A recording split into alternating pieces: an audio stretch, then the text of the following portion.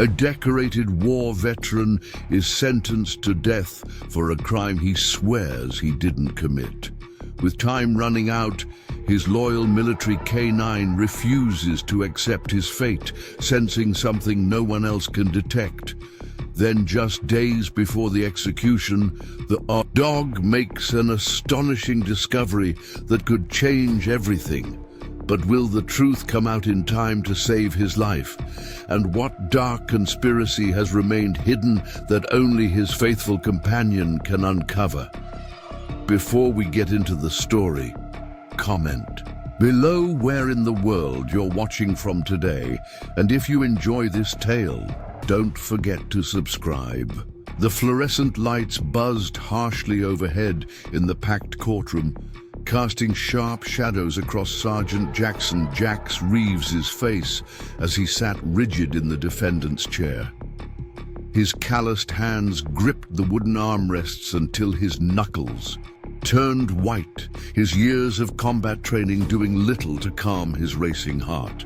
The battlefield had prepared him for many things, but not for this, being branded a murderer. The jury filed in, their faces carefully blank, deliberately avoiding his gaze. Jax scanned the courtroom with the same vigilance he'd used to survey enemy territory during his 3 tours in Afghanistan. His attorney, Melissa Winters, stared down at her notepad, shoulders slumped in defeat.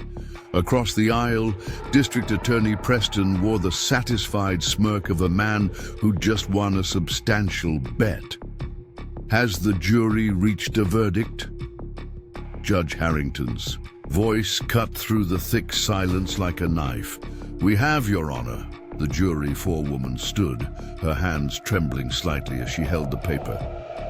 In the back row sat Captain Thomas Rodriguez, Jax's former commanding officer.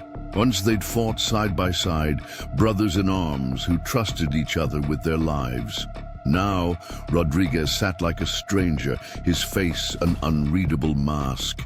He testified against Jax, describing his unstable behavior after returning from his final tour. Testimony that had helped seal Jax's fate. In the matter of the state versus Jackson Reeves on the charge of first-degree murder, we find the defendant guilty. The word hit Jax like an IED explosion. Murmurs and gasps rippled through the courtroom, growing louder as the forewoman continued. The jury recommends death by lethal injection. Jax clenched his jaw so hard it ached, his mind racing through the evidence that had condemned him. Gunshot residue on his hands that he couldn't explain. Security footage showing someone of his build entering Senator Warren's home the night of the murder. The combat knife, his knife, found buried near the scene, still stained with the senator's blood. It was all circumstantial, yet somehow perfect. Too perfect. The evidence formed a noose that tightened with each day of the trial. But Jax knew one thing with absolute certainty. He hadn't killed Senator Warren. The man who'd sponsored legislation to improve veteran health care, who'd fought to increase funding for PTSD treatment programs. Jax had admired him, not murdered him. The bailiffs approached with handcuffs. Jax stood slowly, his prosthetic leg shifting uncomfortably under his weight, a permanent reminder of his sacrifice for a country that now deemed him a killer. As they led him toward the door, he caught Rodriguez's eye. For just a moment, something flickered across the captain's face. Doubt, perhaps, or regret. Outside the courthouse, beyond the crowd of reporters and protesters, waited Maverick. The Belgian Malinois had been Jax's military working dog during his final tour. Their bond, so strong that Jax had adopted him after they both retired from service. The dog's ears perked up at the sound of the heavy courthouse doors opening, his entire body tensing in anticipation. When Jax appeared in handcuffs, Maverick's reaction was immediate and visceral. The K9 began barking frantically, pulling against his leash with such force that his temporary handler, Jax's sister Claire, stumbled forward. "Easy, Mav," Claire muttered, struggling to hold him back. But Maverick's barks only grew more urgent, more desperate, as if he understood exactly what was happening. Jax couldn't look back as officers escorted him to the prisoner transport van. The sound of his dog's barking echoed in his ears even after the heavy doors slammed shut. Later that night, Jax lay on the thin prison mattress, staring at the gray ceiling of his cell. The reality of his situation crashed over him in relentless waves. Death row. He would die here, strapped to a gurney with poison flowing through his veins for a murder he didn't commit. The injustice of it burned in his chest like acid. Across town, Claire unlocked the door to her modest apartment. Maverick, trailing behind her, she'd volunteered to care for him until permanent arrangements could be made. But the dog seemed to have other ideas about the temporary nature of his stay. Maverick paced restlessly between the door and the window, his nails clicking against the hardwood floor. Every few minutes he'd stop and whine, looking at Claire, with desperate eyes that seemed almost human in their understanding. "He's not coming home, boy," she whispered, her voice breaking. But Maverick just resumed his pacing, waiting for a master who wouldn't return. The metal door of cell 217 slammed shut with a hollow clang that reverberated through Jax's bones. The cramped space felt like it was closing in on him, bare concrete. Walls, a narrow cot with a thin mattress, and a stainless steel toilet sink combination that had seen better days. No window, just artificial light that buzzed overhead, constant and unforgiving. "Welcome to your new home, soldier boy," someone shouted from down the block, followed by cruel laughter and more taunts. The voices blended into a distant hum as Jack stood motionless in the center of his cell, his fists clenched so tight his knuckles turned white. This was death row, his new reality. Hours passed like molasses. A guard appeared with a plastic food tray, sliding it through the slot without a word. Jack stared at the gray mass that was supposed to be meatloaf, the lumpy potatoes, the wilted vegetables. His stomach turned. He pushed the tray aside and sat on his cot, staring at the blank wall. His attorney would file an appeal, that's what they all did. But Jax knew the statistics. Death row appeals rarely succeeded, especially for someone convicted of killing a beloved public figure. The thought hit him like a physical blow. He might actually die here, branded a murderer and forgotten by the country he'd sacrificed so much to protect. Across town, Claire watched as Maverick continued his restless pacing. 3 hours straight, and the K9 showed no signs of settling. Down, his food bowl sat untouched, his water barely touched. "Come on, boy," she finally said, grabbing his leash. "Let's get some air." Maverick perked up at the sight of the leash, but as soon as they hit the sidewalk, he had his own agenda. He pulled hard, nearly yanking the leash from Claire's grip, heading determinedly toward the city's east side. "Maverick, heel!" she commanded, but the dog ignored her. They hadn't been to this part of town in months, not since Jax had taken Maverick to the VA hospital for his therapy dog certification. The Belgian Malinois dragged her past the medical center, his nose working overtime, moving with such urgency that it made Claire uneasy. This wasn't just a dog following a familiar route. This was something else. Back in his cell, Jax lay on his back, staring at the ceiling as his mind replayed his final day of freedom. He'd been volunteering at the Veterans Center, working with other vets struggling with PTSD and reintegration. Then he'd gone home, taken Maverick for a run, and fallen asleep watching a baseball game. He'd awakened to SWAT officers breaking. Down his door, weapons drawn. No warning, no explanation, just cuffs and custody. He turned on his side, the thin mattress offering little comfort. None of it made sense. The evidence against him had appeared out of nowhere, perfectly packaged and completely damning. Someone had gone to a lot of trouble to put him here. The question that kept him awake wasn't whether he'd been framed. He knew he had been. The real questions were who had done this to him and why they wanted him to take the fall so badly. The first rays of dawn hadn't yet touched the sky when Claire jolted awake to Maverick's persistent whining. She rolled over in bed, squinting. At the clock, 4:37 a.m. The dog stood by her bedside, his tail low, making that same distressed sound that had become all too familiar over the past 2 days. "Maverick, please," she mumbled, running a hand over her face. But the dog wouldn't settle. He paced between her bed and the door, his nails clicking against the floor with increasing urgency. Claire threw back her covers with a sigh. "Fine, you win." She pulled on her jacket over her pajamas and grabbed his leash. Maverick practically dragged her down the 3 flights of stairs to the street. The city was eerily quiet at this hour, with only the occasional delivery truck rumbling past. Maverick pulled hard on his leash, heading straight for the east side again. Claire's feet dragged as she followed, the cold morning air biting at her cheeks. "What is it with you in this neighborhood lately?"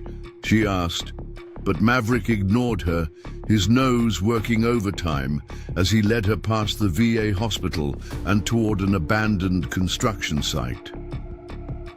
Maverick circled a specific spot near a half-finished foundation, sniffing intently at the ground. Claire watched him, puzzled by his focused behavior. Then something caught her eye, a small piece of fabric partially buried in the dirt. Crouching down, she carefully picked it up. The material was sturdy and familiar, military grade, with a distinctive digital camouflage pattern. Part of it appeared singed, with charred edges that crumbled at her touch. "What did you find, boy?" she whispered, turning the fabric over in her hands. Maverick whined, pawing at the spot where she'd found it. Later that night, Claire spread the crime scene photos across her kitchen table. Her coffee had gone cold hours ago as she studied every detail. One of her colleagues at the public defender's office had smuggled them out for her, a risky move that could cost both their jobs. But Claire was desperate. Senator Warren's body had been found wearing a dark suit, civilian clothing, nothing like the burnt military fabric she'd discovered. She held the scrap up to the light, examining it more closely. The pattern was unmistakable. Advanced combat uniform material, standard issue for Army personnel. Her heartbeat quickened as the implications started to sink in. A knock at her door interrupted her thoughts. It was Eric Daniels, a court clerk who owed her a favor from her days as a legal aide. "Got that update you wanted," he said, handing her a manila envelope. "Jax's appeal was denied this morning." Claire's stomach dropped. Already? That was too fast. Eric's expression was grim. "They fast-tracked it. Someone's pushing this case hard, Claire." Across town in his cell, Jack sat perfectly still as his attorney delivered the same news. Melissa Winter's words washed over him like white noise. Technical, terms about procedural issues, and insufficient grounds for appeal. "We knew this might happen," Melissa said carefully, "but this is just the first step. We can file—" "Save it," Jax cut her off, his voice hollow. "We both know how this goes." His voice was steady, betraying none of the anger churning inside. He'd expected this outcome. It was all part of the setup. Whoever had framed him had done their homework. They knew exactly which strings to pull within the system. Back in her apartment, Claire turned the scrap of fabric over and over in her hands. Taking this to the police would be useless. They'd closed ranks the moment Jax was arrested. The case was closed, filed away, forgotten.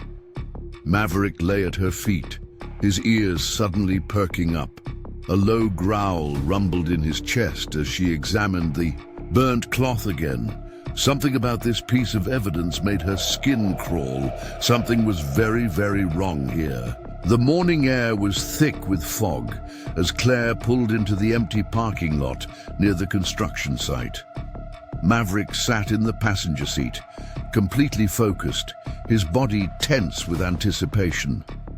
This time she came prepared with an evidence collection kit she'd borrowed from the forensics lab, where she sometimes assisted with case preparation. "Okay, boy," she said, clipping on his leash.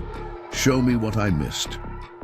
Maverick led her straight to the same spot by the foundation, his nose, working the ground in determined circles. Claire knelt beside him, pulling on latex gloves. The burnt fabric had been here. What else might she find?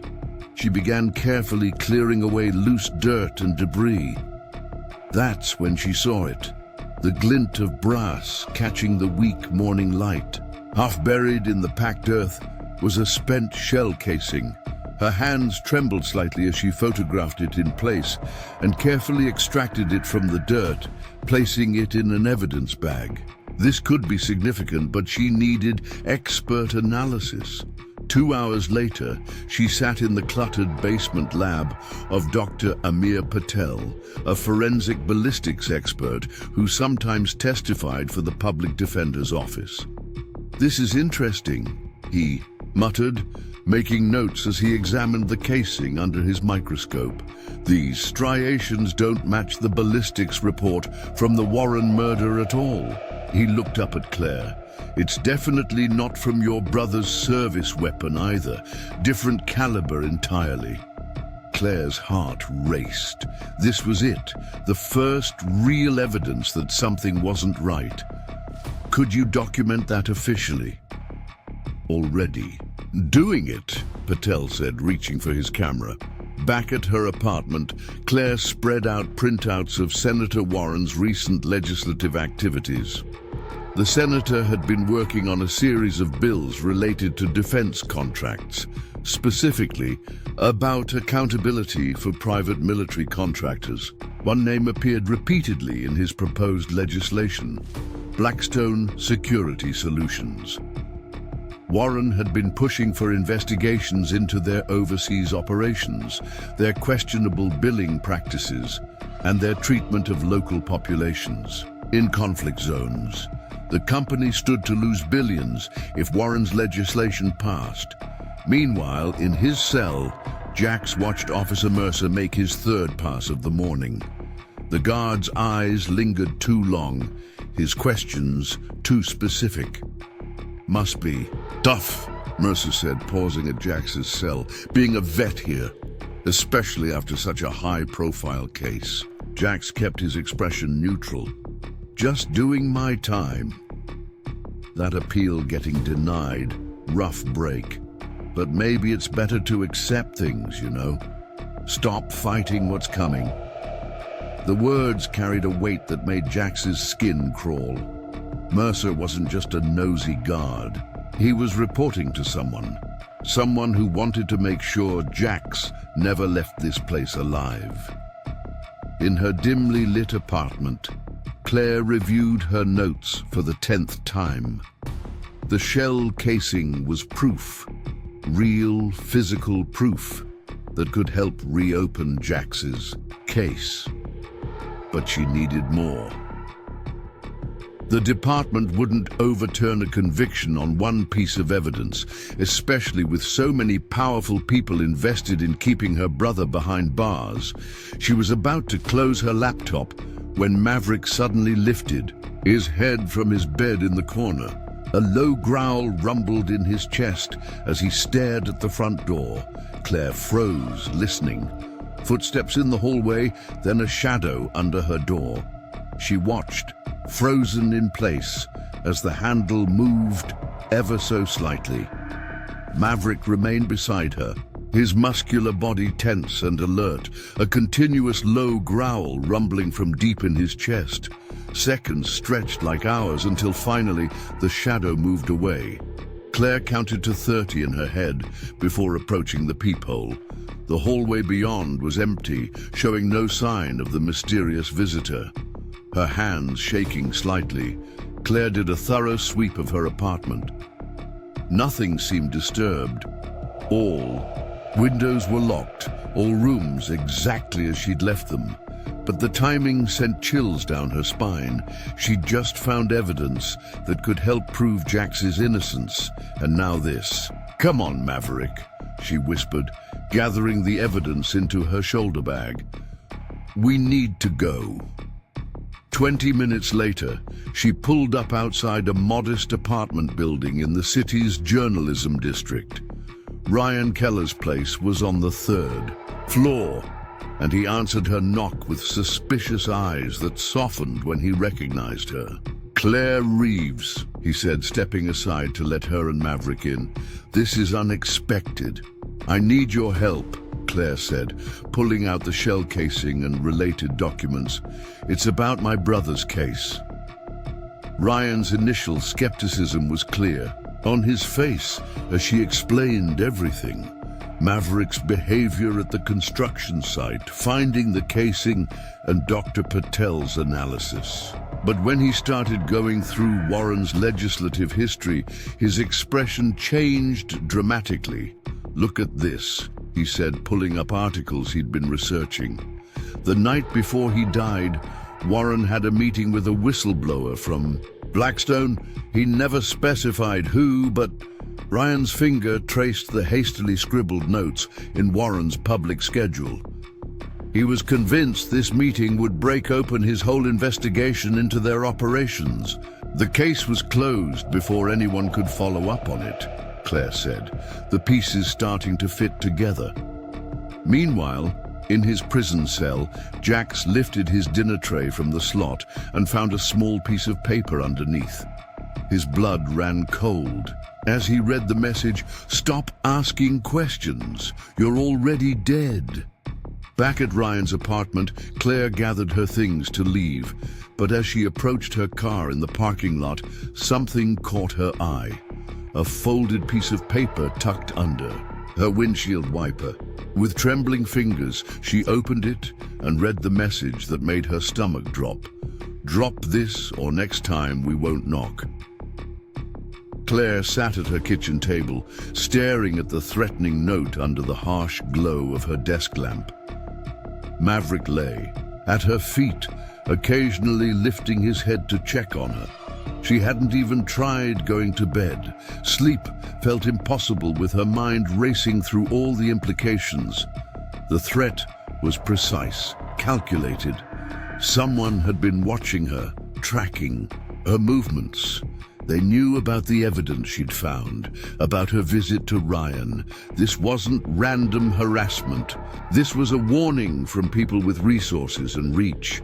When morning finally came, Claire's first move was to contact Miguel Vasquez, one of Senator Warren's trusted aides. As someone close to Warren's legislative work, he might have crucial information about what the senator had uncovered before his death.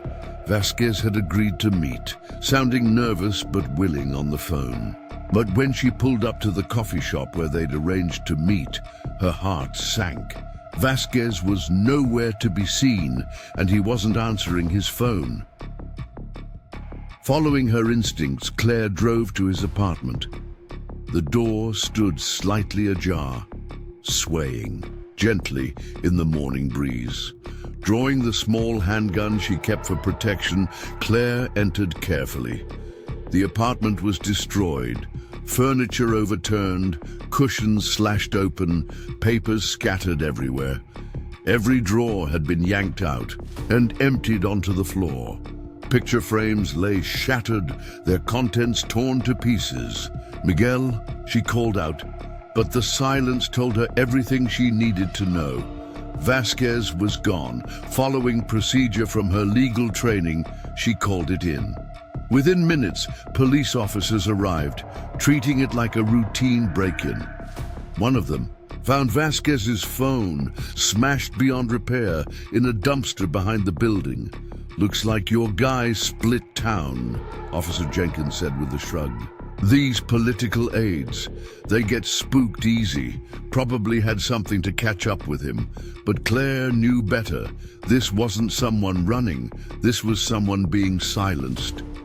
Meanwhile, in the cold confines of the prison, Jax felt Officer Mercer's eyes on him constantly.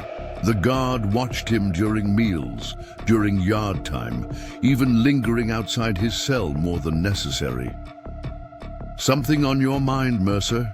Jax finally asked during lunch, tired of the surveillance. Mercer stepped closer, his voice low and menacing. "There are people outside who don't want you leaving this place alive, Reeves. Don't make it worse for yourself." Jax kept his expression neutral, but inside his mind was racing. The warning confirmed what he'd suspected. His conviction wasn't just about punishment.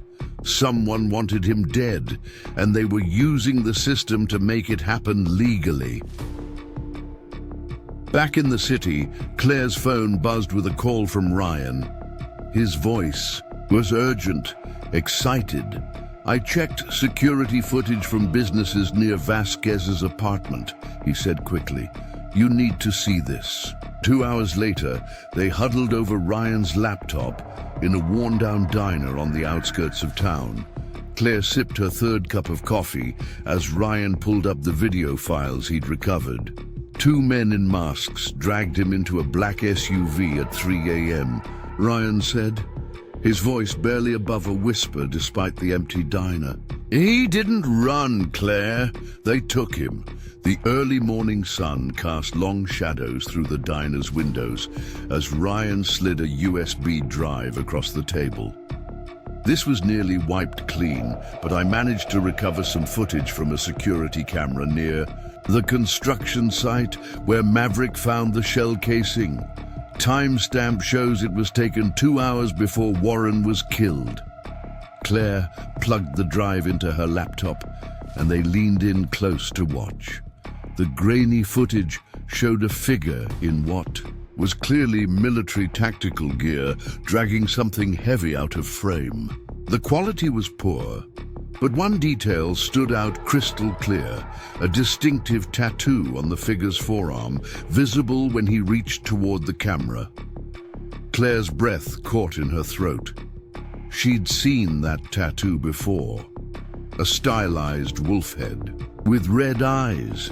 It belonged to Victor Chambers, the head of operations at Blackstone Security Solutions and a former Delta Force operator who'd received a dishonorable discharge after allegations of civilian casualties during a raid in Afghanistan. "This could be what we need," she whispered, her hand shaking slightly as she ejected the drive. Meanwhile, in the prison's general exercise area, Jax was caught off guard when 3 inmates surrounded him, moving with practiced coordination. The first punch caught him in the kidney, dropping him to his knees. He managed to block the second attack, but the third inmate got him from behind. Jax fought back hard, his military training kicking in. He landed several solid hits, but they had numbers on their side. Just as one of them pulled out a makeshift knife, Officer Mercer appeared, breaking up the fight with his baton. As the inmates scattered, Mercer leaned close to Jax, his voice barely above a whisper. "I told you to stop asking questions." Then he walked away, leaving Jax breathing heavily on the concrete floor, understanding dawning in his eyes. This wasn't random violence. It was orchestrated, a message delivered with fists and threats. Later that night, Claire was reviewing the footage again when a sharp knock echoed through her apartment. Maverick immediately tensed, a low growl rumbling in his chest. Claire grabbed her handgun, approaching the door cautiously. Through the peephole, she saw no one. Her heart pounding, she opened the door slowly, gun ready. There on her welcome mat sat a small cardboard box. With trembling fingers, she lifted the lid. Inside, covered in dried blood, was Jax's military dog tag. The sight of it made her stomach lurch. This wasn't just another warning. This was a declaration of war. Claire burst through Ryan's apartment door without knocking, her hands trembling as she held Jax's bloodied dog tag. "Someone left this at my door," she said, her voice tight with anger and fear. This was in Jax's personal effects when they arrested him. It should be locked in an evidence room. Ryan took the dog tag carefully, examining it under his desk lamp. "The blood's real," he said grimly. "And you're right. Only someone with access to the evidence locker could have gotten this."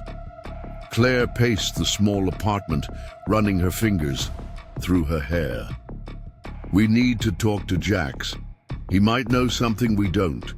Using an old connection from her days as a legal intern, Claire managed to arrange a private visit to the prison. The guard led her through a maze of stark corridors to a small interview room. When Jax walked in, his orange jumpsuit bright against the grey walls, his face hardened at the sight of her. "You shouldn't be here," he warned, his voice low and urgent. Claire leaned forward, keeping her voice steady. Maverick found a shell casing at the construction site, different caliber than the murder weapon. Then Miguel Vasquez disappeared, grabbed by two men in an SUV, and there's footage. Jax, security camera footage from the site showing someone in tactical gear. Jax listened intently, his jaw muscles working as she spoke. When she mentioned the distinctive wolf tattoo on the figure's arm, his face went completely blank. "Chambers," he said finally, his words barely above a whisper. "Victor Chambers. He was at my deployment ceremony. He took photos with all of us. Said he was scouting talent for Blackstone." His hands clenched into fists on the table. He knew. I'd been investigating Senator Warren's claims against Blackstone for the veteran advocacy group I volunteer with. If anyone would want to frame me, it would be him. The realization settled over them both like a heavy blanket. Jax had been framed, and the person responsible was one of the most dangerous men in the private military industry. As Claire walked back to her car after the visit, her phone buzzed. In her pocket, the message on the screen made her blood run cold. "This is your final warning. Next time the dog dies first." She looked over at Maverick, sitting patiently in the passenger seat of her car, his tail wagging slightly at the sight of her, completely unaware of the threat. Claire's hands gripped the steering wheel until her knuckles turned white. They had just made this personal. Claire sat motionless in her car outside the prison, her eyes fixed on the glowing screen of her phone. The threat was crystal clear. "This is your final warning. Next time the dog dies first." Her knuckles whitened as she gripped the steering wheel, rage and fear mixing in her chest. Maverick whined softly from the passenger seat, sensing her distress. This wasn't just about proving Jax's innocence anymore. Now they were threatening her partner, the dog that had saved Jax's life twice in Afghanistan and was now trying to save it again. Without hesitation, she started the car and drove straight to the outskirts of town, where her old mentor lived. Colonel Frank Harrison's house was small but well maintained, with security cameras mounted discreetly at every corner. He answered the door before she could knock, his weathered face creased with concern. "You look like hell, kid," Harrison said, ushering her and Maverick inside. In his cluttered living room, Claire laid out everything. The shell casing Maverick had found, Vasquez's disappearance, the security footage showing Chambers with his distinctive tattoo. Harrison listened silently, occasionally taking notes in a small notebook. When she finished, Harrison leaned back in his chair, running a hand over his face. "You're about to go to war with people who don't lose, Claire. Chambers has friends. In every branch of government, every defense agency, he's untouchable." "No one's untouchable," Claire replied firmly. "I need you to dig into his past. There has to be something, anything we can use to expose him." Meanwhile, in the prison, guards escorted Jax through dimly lit corridors to a different cell block. The official reason was security concerns, but Jax knew better. His new cell was smaller, darker, and came with an unexpected surprise: a cellmate. Marcus Dalton sat on the bottom bunk, his prison-pale skin marked with faded tattoos. Jax recognized him immediately, a former Army Ranger convicted of murder 3 years ago. He'd worked for Blackstone after his discharge. As soon as the guards left, Dalton stood up slowly, moving close to Jax. His breath was hot against Jax's ear as he whispered, "You're not getting out of here alive." Jax faced his own battle inside. The prison walls. Marcus Dalton attacked during exercise time in the yard, making it look like a regular prison fight to the guards watching. But Jax knew better. Dalton's moves were too precise, too practiced, the calculated strikes of a trained killer. Jax managed to block a sharp jab aimed at his throat, countering with a defensive strike that sent Dalton stumbling backward. The man recovered quickly, circling Jax with predatory focus. "You're dead already, Reeves," Dalton hissed, low enough that only Jax could hear, "just making it official." Guards rushed in to break up the fight, but the message was clear. Someone wanted Jax dead before he could expose the truth. The cabin appeared as a dark silhouette against the star-filled sky when Claire finally pulled up the narrow dirt road. Maverick jumped out first, circling the perimeter as Claire and Ryan carried their equipment inside. The wooden structure was small but secure, hidden by thick trees on all sides. Claire allowed herself to relax slightly, running a hand through her hair. She looked around the rustic interior. This would be safe, this would give them time to think. Her phone buzzed in her pocket. Unknown number. The message made her blood run cold. "Nice try, counselor, but we always know where to find you." She rushed to the window, peering out into the darkness between the trees. Somewhere in those shadows, hidden eyes were watching. The cabin creaked and groaned throughout the night as wind whistled through the surrounding trees. Claire sat in an old armchair, her gun within reach, watching shadows dance across the walls. Every snap of a twig or rustle of leaves made her muscles tense.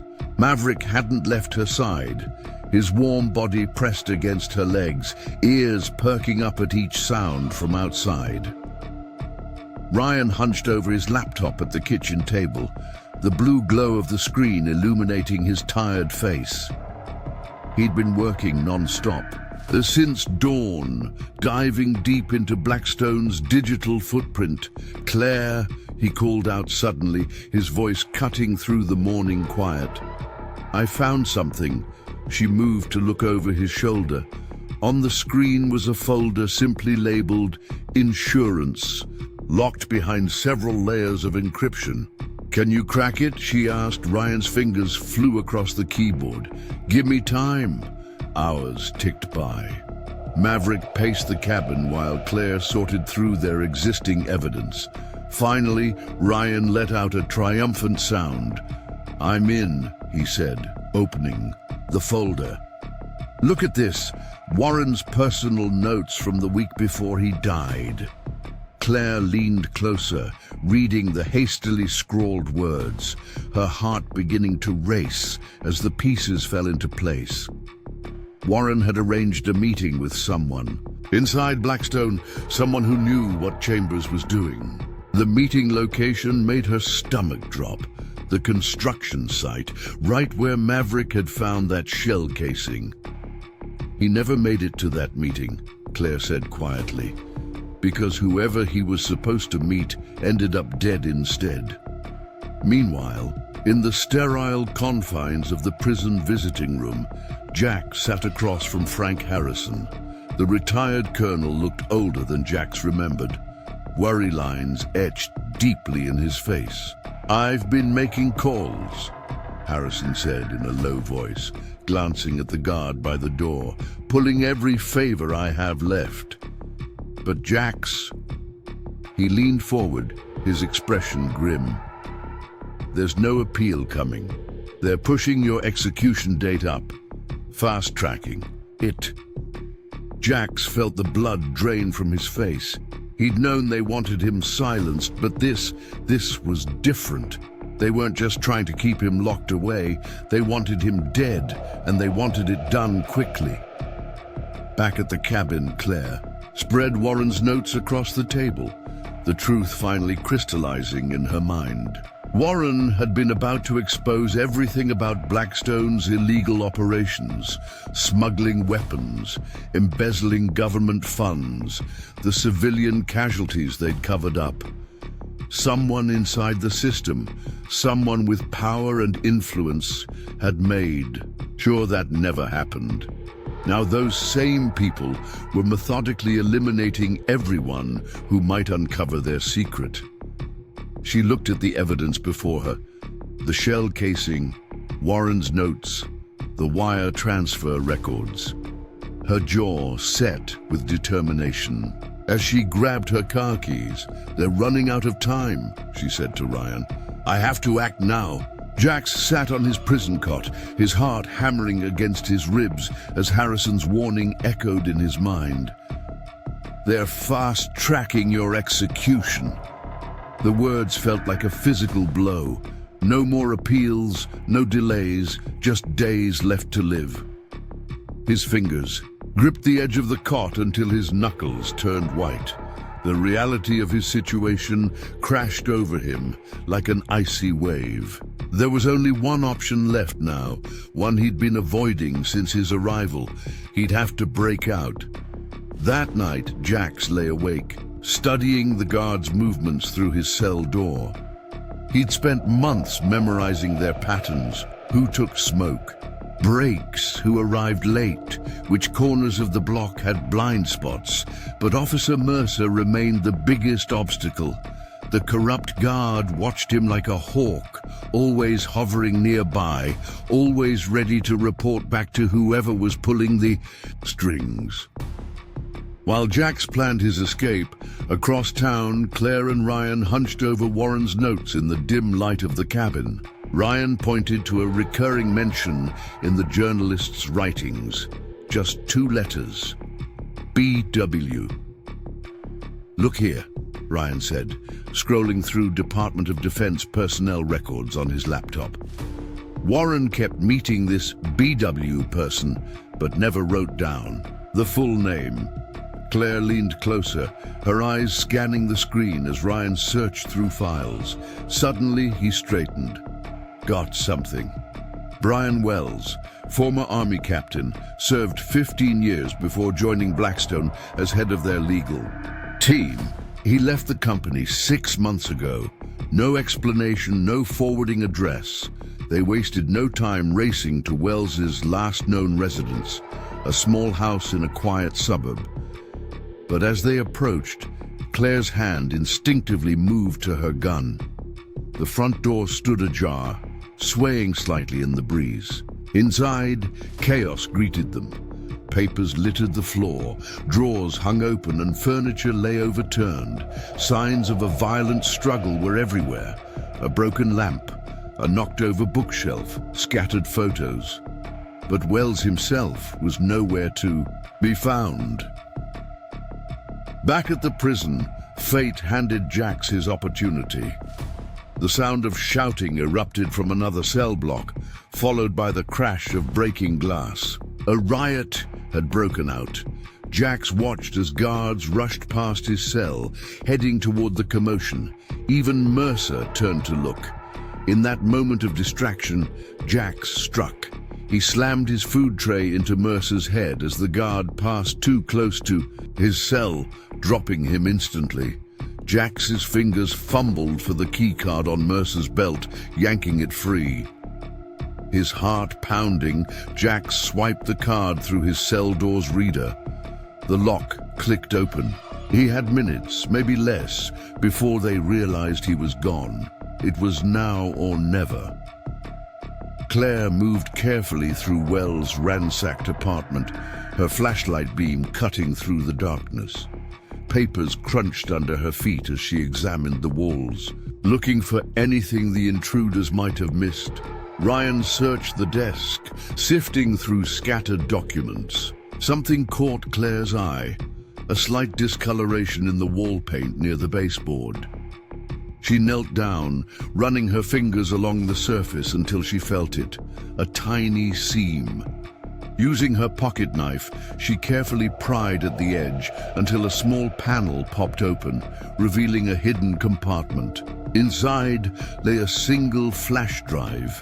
"Ryan," she called softly, "I need you to look at this." They huddled around Ryan's laptop as he worked to decrypt the drive's contents.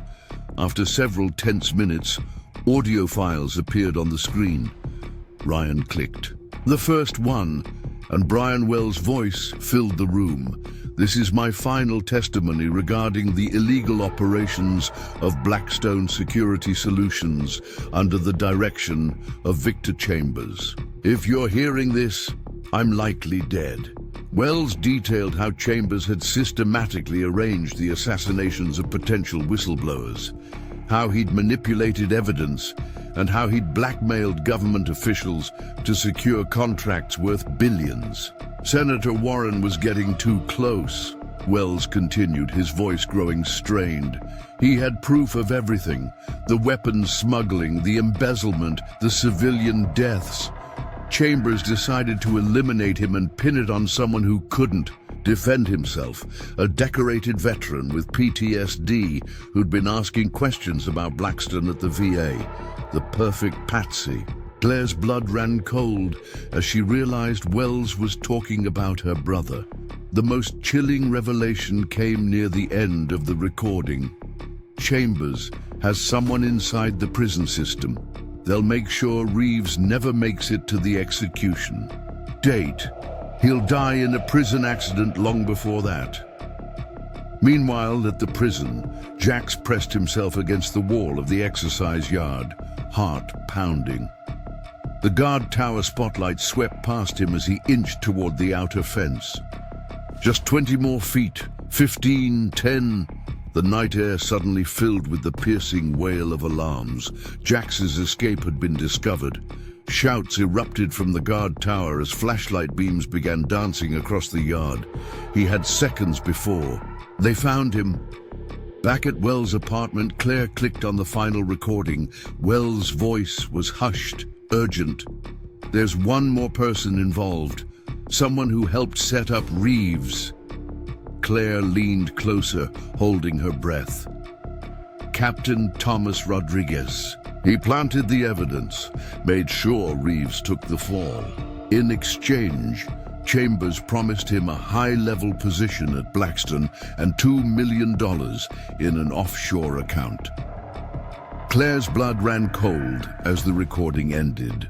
Rodriguez, Jax's former commanding officer, the man who had testified against him, painting him as unstable and dangerous. Claire's hand shook as she stared at the laptop screen, her world tilting on its axis. Rodriguez had betrayed Jax, a man who had trusted him with his life in combat. "It can't be right," she whispered. But Ryan was already pulling up financial records on his screen. "Look at these deposits," he said, pointing to several large transactions. "All from offshore accounts, all within days of Warren's murder. Rodriguez's financial records show he was struggling before this. Mortgage behind, medical bills piling up. Then suddenly he's flush with cash." Claire felt sick. The evidence was right there, but her mind refused to accept that a decorated officer could betray one of his own men so completely. She pulled out her phone, fingers hovering over Rodriguez's number. After a deep breath, she pressed call. "Meet me at the old Army training center," she said when he answered. "We need to talk about Jax." The training center was deserted when Rodriguez walked in, his weathered face creased with its usual stern expression. He slid into the plastic chair across from Claire, ordering nothing as the lone night janitor mopped floors in the distance. Claire didn't speak. Instead, she took the flash drive from her pocket and placed it on the table between them. Rodriguez's eyes fixed on it, and something in his expression shifted just slightly, but enough for Claire to see the crack in his facade. "I never wanted you involved in this," he said, his voice cold and measured. All pretense of the honorable officer was gone. "Did you help frame my brother?" Claire's voice cracked slightly. Rodriguez's shoulders sagged. "Yes," he admitted. "Chambers had things on me, things that would have destroyed everything, my career, my family, all of it. He just wanted Warren silenced." He shook his head. "The murder, that wasn't part of the plan." Rodriguez leaned across the table, his voice dropping to barely above a whisper. "You have no idea how deep this goes." His hand moved slowly, deliberately, and Claire tensed. But instead of drawing a weapon, he slid a thumb drive across the table toward her. "You have one chance to walk away, Claire," he said quietly. "Do it." On the other side of town, Jax thrashed against the iron grip of two guards holding him down in the prison yard. His desperate escape attempt had failed. He'd made it to the fence but couldn't scale it fast enough with his prosthetic leg. The spotlight had caught him, exposed and vulnerable. "You really should have stayed put, Reeves," one of the guards growled, jamming a nightstick hard against his ribs. "Now we've got to make an example of you." They dragged him not back to his cell, but to a secluded area of the prison. The old storage facility that had been converted to isolation cells. No cameras, no witnesses. As they pushed him inside the darkened room, Jax's military instincts screamed danger. A figure emerged from the shadows, Officer Mercer, a small bandage on his temple where Jax had struck him. His eyes were cold, calculating as he looked down at Jax with undisguised hatred. "You just couldn't accept your fate, could you?" Mercer circled Jax like a predator. "Now we have to handle this the hard way." Meanwhile, across town at the training center, Claire's hand closed around the thumb drive Rodriguez had slid across the table. Her brother's life depended on what she did next. "Why should I trust you now?" she asked, her voice steady despite her racing heart.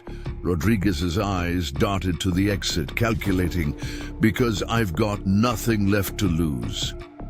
He leaned in closer. "What I've given you is the insurance policy Chambers doesn't know I kept. Footage from Warren's house, the night of the murder. It shows everything." Claire slipped the drive into her pocket, keeping her eyes locked on Rodriguez. "If this is a trick, it's not," he cut her off. "But you need to move fast. Chambers won't just kill your brother, he'll kill everyone who knows anything, including you." Back at the storage facility, Mercer paced in front of Jax, occasionally flexing his fingers inside a pair of heavy leather gloves. "Your little sister's been quite the problem," he said, his voice tinged with amusement. "Just can't seem to mind. Her own business." Jax's muscles tensed at the mention of Claire. "If you touch her, you'll what?" Mercer laughed, the sound echoing against the concrete walls. "You'll be dead by morning, Reeves. An unfortunate prisoner altercation that got out of hand. Happens all the time on death row." He nodded to the two guards. "Make it look convincing. But don't rush. We've got all night." Claire drove with reckless speed back to the cabin, her mind racing faster than the car. Maverick sat alert in the passenger seat, sensing her urgency. As she navigated the dark country roads, she called Ryan. "Get everything ready," she said when he answered. "We're breaking this wide open tonight." At the cabin, Claire plugged in Rodriguez's thumb drive. The video that appeared on the screen made her gasp. It was from a security camera inside Warren's home, showing the senator's study. The timestamp matched the night of the murder. The footage showed a man in tactical gear entering the room. Warren looked up, startled, but not afraid. He recognized his visitor. Words were exchanged, then suddenly the man drew a weapon. Warren reached for something in his desk, but he was too slow. The shooter fired twice, precise shots to the chest. Then came the moment that changed everything. The shooter turned slightly toward the camera, removing his tactical mask to wipe sweat from his face. Victor Chambers, in the flesh, murdering a United States senator in cold blood. "We've got him," Ryan whispered, his face pale in the glow of the laptop screen. "This is it." Claire nodded, already dialing a number on her phone. "I need to speak with U.S. Marshal Davis immediately," she said when someone answered. "It's an emergency regarding Senator Warren's murder." 30 minutes later, Marshal Kate Davis arrived at the cabin with two deputies. She was a stern-faced woman with sharp eyes that missed nothing. "This better be worth my time, Ms. Reeves," she said as she stepped inside. "Your brother's case was closed months ago." Claire gestured to the laptop. "It's worth your time." Davis watched the footage in complete silence, her expression growing darker with each passing second. When it finished, she turned to Claire. "Where did you get this?" "Captain Thomas Rodriguez. He was part of the frame-up, but he kept insurance." Davis pulled out her phone. "I'm calling in a federal team. This goes way beyond a local homicide now." She paused, her eyes meeting Claire's. "If this checks out, your brother could be released by morning." Relief flooded through Claire, but it was short-lived as she remembered Jax was still in immediate danger. That might be too late. The recording said they were planning to kill him before the execution date, make it look like a prison fight. Davis's expression hardened. "Then we move now." In the prison storage facility, Jax fought for his life. Despite being outnumbered, his special forces training had kept him alive so far.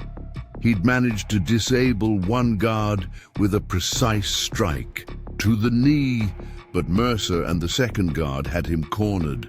Blood dripped from a cut above his eye, blurring his vision. His prosthetic leg had been damaged in the struggle, making it nearly impossible to stand straight. The guard advanced, swinging a heavy baton, but Jax ducked and drove his shoulder into the man's midsection, sending them both crashing into a stack of metal shelving. Mercer watched from a distance, no longer amused. "Enough games," he growled, reaching behind his back and pulling out a prison-made shiv. "Let's finish this." Outside the prison, 3 unmarked SUVs pulled up to the main gate. Marshal Davis flashed her credentials to the stunned night guard. "Federal emergency override," she stated, her tone brooking no argument. "I need immediate access and a full lockdown." The guard hesitated. "Ma'am, I need authorization from the warden." "The warden may be implicated in a federal conspiracy." Davis cut him off. "Call it in if you want, but we're going in now." Inside the prison, alarm klaxons suddenly blared through the corridors. Mercer froze, the shiv still in his hand, confusion etched on his face. What the hell is this? The momentary distraction was all Jax needed. He grabbed a length of broken metal from the collapsed shelving and swung with all his remaining strength. The makeshift weapon connected with Mercer's arm, sending the shiv clattering to the floor. Mercer howled in pain, clutching his injured limb. "You're dead, Reeves," he snarled, lunging forward, but Jax was ready. He sidestepped the charge, using Mercer's momentum against him, and drove him headfirst into the concrete wall. The corrupt guard crumpled to the ground, unconscious. The door to the storage room burst open. Jax whirled around, prepared to face more assailants, but instead found himself staring at a team of federal agents, weapons drawn. "Sergeant Reeves," the lead agent said, lowering his weapon slightly. "Marshal Davis sent us. You need to come with us now." Back at the cabin, Claire paced anxiously, waiting for news. Maverick watched her from his spot by the fireplace, his intelligent eyes following her every movement. Ryan had connected Rodriguez's thumb drive to a secure server, ensuring the evidence couldn't be destroyed. Claire's phone rang, startling. "Her!" "We've got him," Davis's voice came through. "Your brother is safe." Tears of relief sprang to Claire's eyes. "And Chambers. Federal agents are moving on his location now. It's going to be a long night, Claire, but it's looking good for your brother." Dawn was breaking when Claire arrived at the federal building. After hours of questioning and processing, Jax was finally released into a secure holding room. When the door opened and he saw her standing there, something in his hardened expression finally broke. They embraced without words, the unspoken trauma of the past months hanging between them. Maverick pushed past Claire, nearly knocking Jax over in his excitement, whining and licking his master's face. "He never gave up on you," Claire said, watching the reunion with tears in her eyes. He knew something was wrong from the start. Jax knelt down, burying his face in Maverick's fur. "Good boy," he whispered. "Best damn partner a soldier could ask for." Marshal Davis entered the room, a tablet in her hand. "We've got Victor Chambers in custody," she announced. "He's not talking, but with the evidence we've collected, he doesn't need to. Captain Rodriguez is cooperating fully in exchange for reduced charges." She tapped the tablet's screen, bringing up a document. "This is the official order vacating your conviction, Sergeant Reeves. As of this moment, you're no longer a convicted felon. The formal exoneration will take some time, but you're a free man." Jack stared at the document, struggling to process the reality of his freedom after months of preparing to die. "What about Mercer and the others?" "The prison warden is already in custody. Mercer and his accomplices are being processed as we speak. We're discovering that Chambers' network reached further into the system than anyone suspected." Later that day, Claire and Jack sat in her apartment watching the breaking news coverage. The arrest of Victor Chambers, CEO of one of the nation's largest private security firms, on charges of murdering a U.S. senator, had sent shockwaves through Washington. "They're saying at least 3 other high-ranking officials might be implicated," Claire said, scrolling through news articles on her tablet. "This is bigger than anyone imagined." Jack sat quietly, still processing his sudden freedom. Maverick lay beside him on the couch, refusing to leave his side even for a moment. The dog had done the impossible. He'd sensed the truth when everyone else had accepted lies, and in doing so, he'd saved Jax's life. "I still can't believe Rodriguez betrayed me," Jack said finally, his voice rough with emotion. "We served together for years. I trusted him with my life." Claire set her tablet aside. Money and fear are powerful motivators. Chambers had him cornered, and he made the wrong choice. And Chambers, what was his motivation? Power, pure and simple. Warren's legislation would have exposed his illegal operations, cost him billions in contracts, and likely sent him to prison. In his mind, one life was a small price to pay to protect his empire. Jax rubbed Maverick's ears, drawing comfort from the dog's steady presence. What happens now? Before Claire could answer, her phone rang. It was Marshal Davis again. "Turn on Channel 7, she said without preamble. "You're going to want to see this." They switched to the news channel just in time to see footage of Victor Chambers being escorted into the federal courthouse. The reporter's voice came through clearly. In a shocking development, additional evidence has emerged linking Blackstone Security Solutions to illegal weapon sales in conflict zones and the targeted elimination of potential whistleblowers. Sources close to the investigation suggest this may be one of the largest conspiracy cases in recent history. Claire turned to Jax, a smile finally breaking through her exhaustion. What happens now? Justice happens now. 3 weeks later, Jax stood on the beach, watching the sunset with Maverick running joyfully through the shallow waves. The dog had refused to leave his side since his release, as if afraid his master might disappear again. Claire approached, carrying 2 beers. She handed one to Jax and clinked bottles. "To freedom," she said simply. "To Maverick," Jax countered. "The best detective I've ever known." As if hearing his name, the Belgian Malinois bounded back to them, shaking salt water everywhere before settling at Jax's feet. "The VA called today," Claire said after a moment. "They want you to come speak about your experience, part of their new whistleblower protection program." Jax took a long drink of his beer, considering. The nightmare wasn't completely over. He still woke up in cold sweat some nights, still flinched at the sound of metal doors closing. But he was healing day by day. "I'll do it," he said finally. "If it helps prevent another soldier from going. Through what I did, it's worth it." The sun dipped lower on the horizon, casting golden light across the water. For the first time in nearly a year, Jax took a deep, truly free breath. Beside him, Maverick stood alert, his ears perking up at a distant sound before relaxing again. "He's still on duty," Claire observed with a smile. "Always will be," Jax replied, resting his hand on the dog's head. "That's what partners do." As darkness fell, they walked back toward Claire's car, leaving footprints in the wet sand that would soon be washed away by the tide.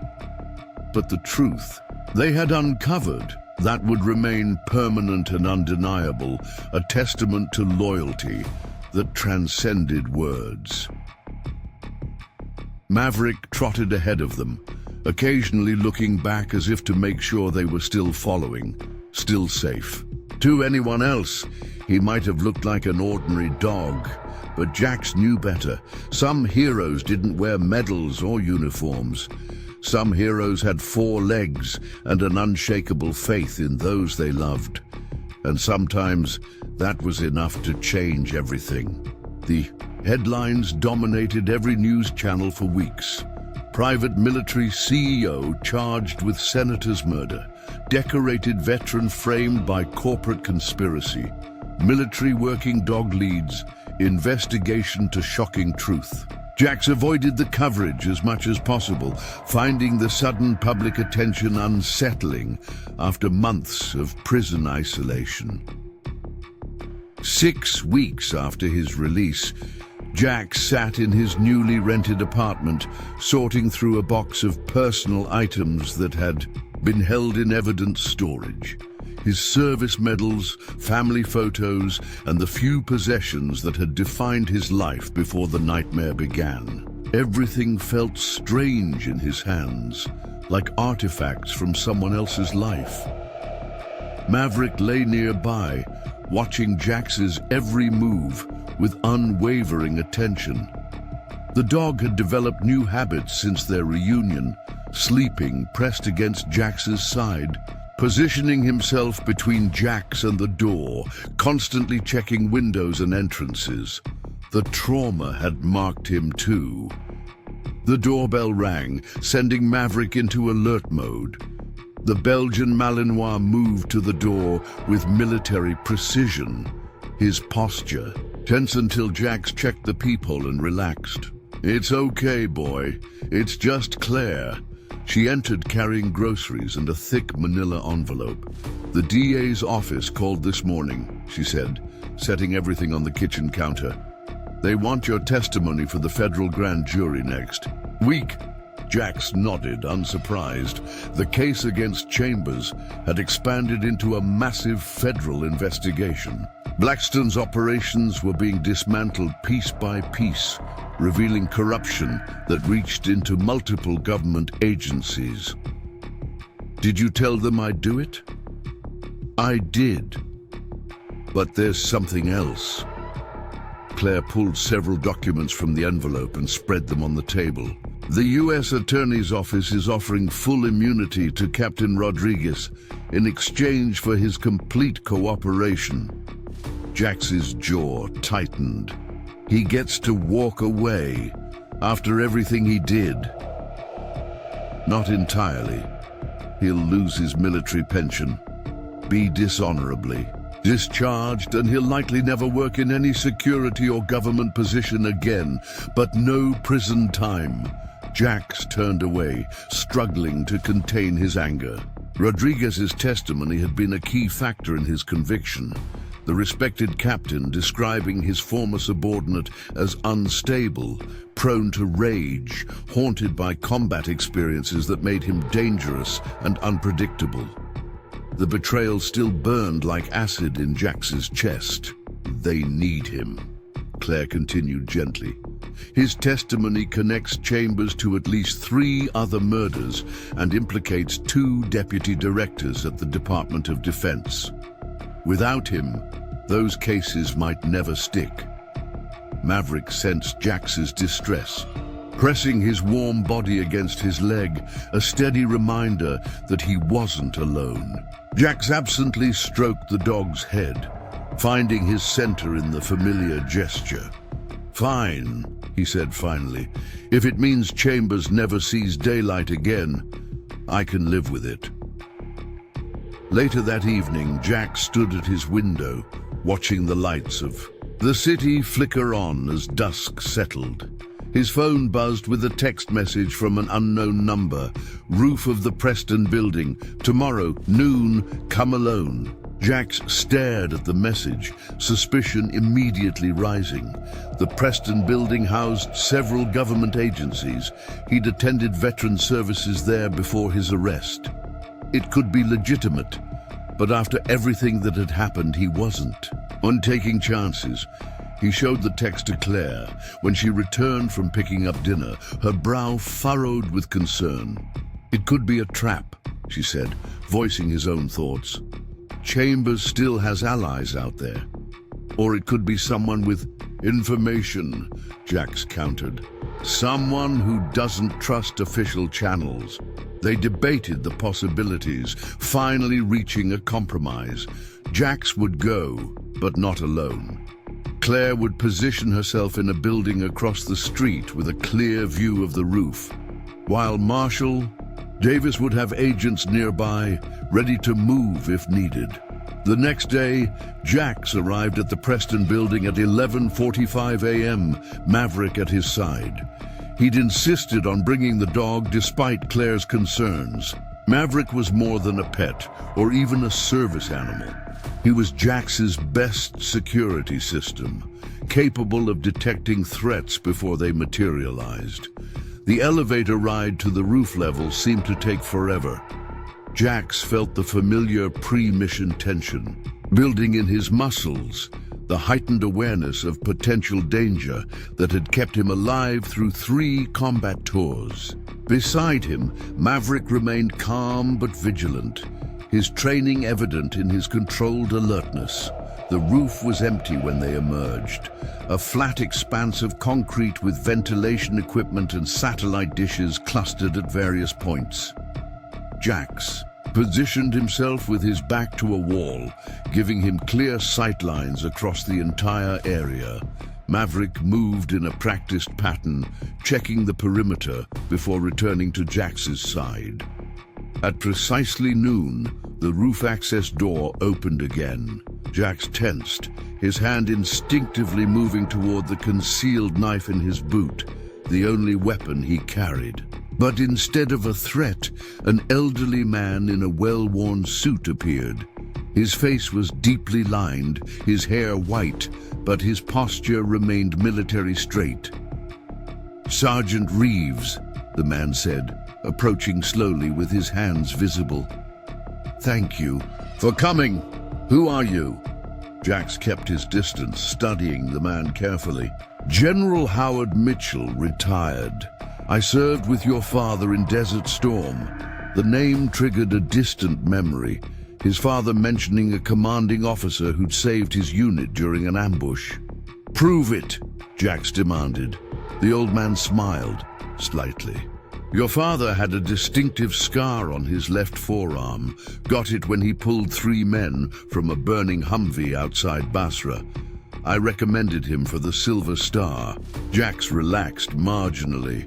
Those details weren't in any public record. "Why all the secrecy, General?" Mitchell moved to the edge of the roof, gazing out over the city. "Because what I'm about to tell you doesn't officially exist, and there are still people who would kill to keep it that way." He turned back to face Jax. Blackstone wasn't just supplying weapons or running illegal operations for profit. They were creating conditions for U.S. military intervention in regions where certain private interests would benefit. Oil, minerals, strategic positions. They manufactured conflicts that cost American lives. The general pulled a small device from his pocket, a specialized encrypted drive. "This contains operational details going back 15 years, names, dates, locations. Senator Warren received a portion of this information from a source inside Blackstone. That's why he had to be eliminated." Jax stared at the drive. "Why give this to me? Why not the FBI or the prosecutors? Because there are names on here that belong to people currently walking the halls of power in Washington. People who might make evidence disappear before it ever reaches a courtroom." Mitchell held out the drive. "You've already been wronged by this system. You have nothing to lose, and every reason to want justice done properly." Across the street, Claire watched through binoculars, her nerves on edge. The conversation seemed peaceful enough, but something about the old man's manner suggested urgency. She texted Marshal Davis. "Elderly man, military bearing, appears to be passing something to Jax." Back on the roof, Jax took the drive. "What am I supposed to do with this?" "There's a journalist, Eliza Chen, at the Washington Observer. She's been investigating Blackstone for years. Get this to her, but carefully. She'll know how to release the information to cause maximum damage with minimum risk to herself or you." Mitchell glanced at his watch. "I've stayed too long already. Trust no one with that information except Chen. Not even your sister or that. Marshal, who's been helping you?" As the general turned to leave, Maverick suddenly tensed, a low growl rumbling in his chest. His ears flattened as he stared intently at the roof access door. Mitchell froze. "Were you followed?" Before Jax could answer, the door burst open. 2 men in tactical gear emerged, weapons drawn. "Federal agents, hands where we can see them." Jax recognized the deception immediately. These weren't federal agents. Their gear lacked proper identification, and their approach was all wrong. They were Blackstone operatives. "Down!" Jack shouted, tackling the general as gunfire erupted. They took cover behind a ventilation unit, bullets pinging off metal just inches from their heads. Across the street, Claire watched in horror as the scene unfolded. She immediately called Davis. "Shooters on the roof! Jax is under fire!" Maverick had disappeared in the initial chaos, and Jax feared the worst until he heard one of the attackers cry out in pain. The dog had circled behind them and attacked, his powerful jaws clamping down on an arm, holding a weapon.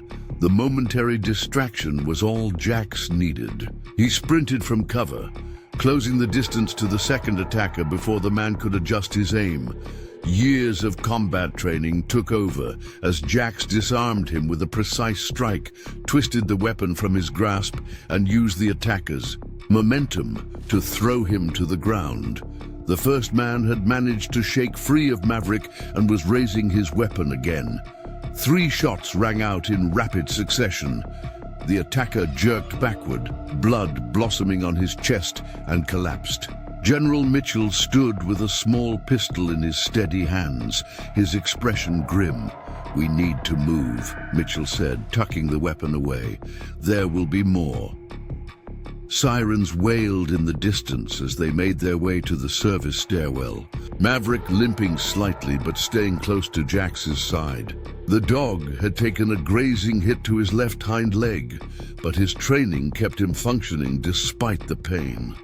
They emerged from the building just as Marshal Davis arrived with a tactical team. "Get in," she ordered, holding open the door of an armored SUV. "We've got the perimeter secured, but there's at least one more hostile in the area." As they sped away from the scene, Davis turned to Jax. "Want to tell me what the hell just happened up there?" Jax hesitated, Mitchell's warning echoing in his mind. "Trust no one. Someone doesn't want me testifying at Chambers' trial," he said. "Instead, that's all I know." Davis studied him with skeptical eyes, but didn't press further. "We're taking you to a secure location until we can sort this out. Your sister will meet us there." The safe house was a nondescript suburban home with reinforced windows and state-of-the-art security systems. A federal medic treated Maverick's wound while Jax explained the attack to Claire, carefully omitting any mention of the drive or Mitchell's revelations. "They knew exactly where you'd be," she said, pacing the living room. "Someone is still feeding them information." Jax nodded, watching as the medic finished bandaging Maverick's leg. The dog had refused sedation, remaining alert despite his injury, which means we still can't trust the system.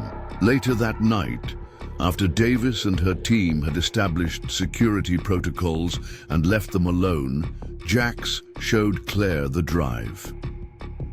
Mitchell says this contains evidence connecting Blackstone to manufactured conflicts around the world. Names of officials who helped them, operations that cost American lives for private profit. Claire stared at the small device. "If that's true, it goes way beyond framing you or even killing a senator. This is treason, which is why we can't hand it over to the authorities. Mitchell thinks there are people high up enough to make it disappear." "So, what do we do?" Jax tucked the drive into his pocket. "There's a journalist we need to find, Eliza Chen." The next morning, Jax woke to find Maverick standing rigid by the bedroom door, his ears perked forward. Something had disturbed the dog's rest. Jax slipped silently from the bed, pulling on jeans and reaching for the weapon Davis had left him.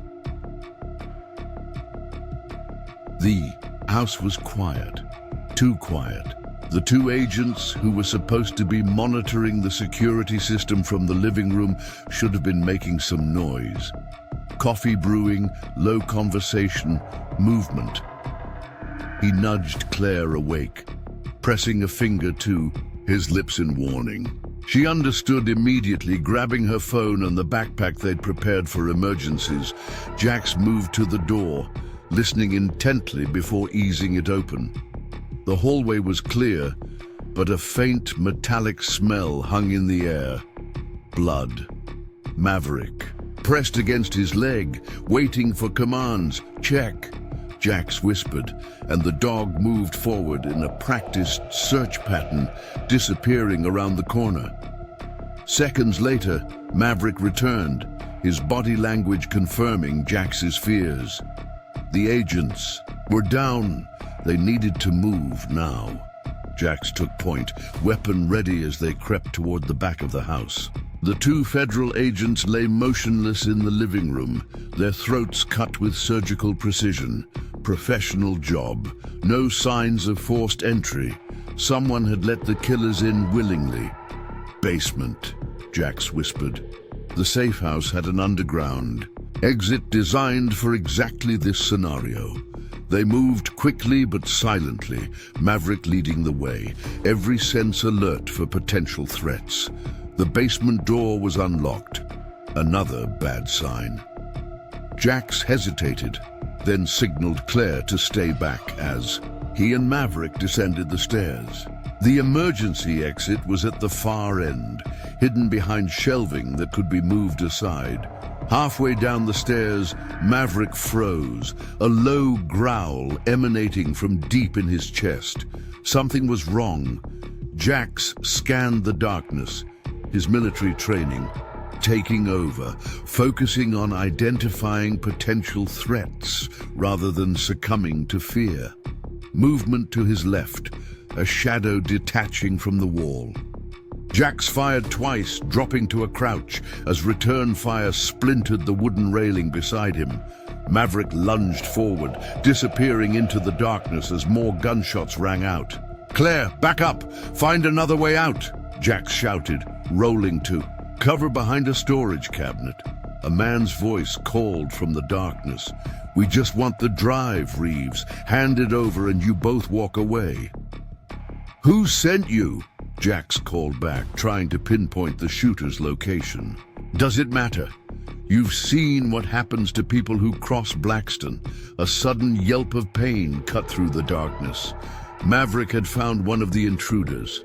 The distraction was all Jax needed. He moved from cover, firing at the muzzle. Flash from the opposite corner. A grunt of pain told him he'd hit his target. Claire's voice suddenly came from the top of the stairs. "Jax, there are more coming through the front." Their situation was deteriorating rapidly. Jax made a split-second decision. "Maverick, come," he called. Then to Claire, "Get to the kitchen window now." He fired 3 more shots to cover their retreat, then sprinted up the stairs. Maverick appeared at his heels, blood darkening his muzzle, but otherwise unharmed. The kitchen window opened onto the side yard, away from the street where the new threats were approaching. Claire had already unlocked it and was perched on the counter, ready to drop to the ground outside. "Go," Jax urged, helping her through. Maverick followed, his military training evident in his smooth, silent movements. Jax climbed through last, just as the sound of the front door being kicked in echoed through the house. They ran across the neighboring yards, keeping low and using fences and hedges for cover. The morning light was just beginning to strengthen, casting long shadows that provided additional concealment. When they reached the next street over, Claire pointed to a car parked along the curb, an older model sedan, the kind that might be overlooked. "Can you hotwire it?" she asked breathlessly. Jax nodded. It had been years since his special forces training, but some skills never faded. 90 seconds later, they were pulling away from the curb, Maverick alert in the back seat, watching. "For pursuit, we need to get off the grid completely," Jax said, eyes constantly checking the rearview mirror. They found the safe house, which means they've got someone inside the Marshal Service or the FBI. What about Chen? The journalist? First we need new phones, cash and supplies. Then we find her. They abandoned the stolen car 10 miles away in a shopping mall parking lot, then caught a bus to a working-class neighborhood where they were less likely to be recognized. Using Claire's emergency credit card, one that wasn't connected to her main accounts, they purchased disposable phones, basic supplies, and a cheap laptop. In a small diner with free Wi-Fi, they researched Eliza Chen while Maverick rested under the table, his wound beginning to stiffen, but his vigilance undiminished. "Got her," Claire said finally, turning the laptop so Jax could see. Eliza Chen, investigative reporter for the Washington Observer, known for exposing corporate crime and government corruption. She's won 2 Pulitzers. How do we contact her without exposing ourselves? She has a secure drop system for whistleblowers. Claire pointed to instructions on Chen's professional website. We'd need to use the Tor network and send an encrypted message to this address. Jax studied the information. Can you do it? Yes, but not from here. We need a more secure connection. They found what they needed at a university library. Public. Computers with high-speed internet and relative anonymity amid the crowds of students. Claire set up the secure connection while Jax kept watch. Maverick at his side with a makeshift service dog vest they'd purchased to avoid questions. "Message sent," Claire said finally. "Now we wait. She says she typically responds within 24 hours. "We can't stay in one place that long," Jax replied. "We need somewhere to lie low." As they left the library, Maverick suddenly tensed, his attention fixed on a black SUV that had just pulled into the parking lot. 2 men in suits emerged, scanning the area with the practiced efficiency of professional operatives. "Don't look," Jax said quietly. "Keep walking normally." They maintained a casual pace until they reached a crowded pedestrian area, then quickly ducked into a department store, using the multiple exits to confuse any potential pursuit. "How did they find us so quickly?" Claire asked, her voice tight with tension. "They're tracking everything: credit cards, traffic cameras, facial recognition. We need to get completely off their radar." Jax led them to a decrepit motel on the outskirts of town, the kind of place that accepted cash and asked no questions. The room was small and musty, with water stains on the ceiling and threadbare carpeting, but it offered temporary sanctuary. While Claire checked the disposable phone for a response from Chen, Jax tended to Maverick's wound. The dog lay patiently. As Jax cleaned and rebandaged the injured leg, his intelligent eyes never leaving his master's face. "You saved my life again, boy," Jax murmured, gently rubbing Maverick's ears, "just like in Kandahar." The memory of that day still haunted him. The ambush that had cost him his leg, the firefight that had seemed unending. Maverick had dragged him to safety after the IED explosion, then returned to lead the rescue team to his location. The bond forged in that bloody sand had been unbreakable ever since. The disposable phone chirped, startling them both. Claire read the message, her expression brightening. "It's from Chen. She wants to meet." "When and where?" "Tonight, 10 p.m. The observation deck of the Millennium Tower after closing. She says she'll have security of her own." Jax considered the location. The Millennium Tower was a prominent downtown skyscraper with an observation deck on the 60th floor that closed to tourists at 9 p.m. It was public enough to discourage an outright attack, but private enough after hours for a discreet meeting. "It could be a trap," he said, voicing the concern that hung between them, "or it could be our only chance to make this evidence public before Blackstone's people find us again." Jax checked his weapon, a 9mm pistol he'd taken from one of the attackers at the safe house. 6 rounds remaining. Not enough if they encountered a serious threat, but better than nothing. We'll need to scout the location first, he decided. Find all possible exits, check for surveillance. They spent the afternoon preparing, studying the tower's layout online and developing contingency plans. As evening approached, they moved to a position that allowed them to observe the tower's main entrance without being conspicuous. 2 security. Guards at the main entrance, Jax noted, watching through a pair of binoculars they'd purchased. Standard uniforms, but they're too alert, too observant. Those aren't regular rent-a-cops. Chen's security? Claire suggested. Maybe, or maybe someone else's. We'll need to be careful.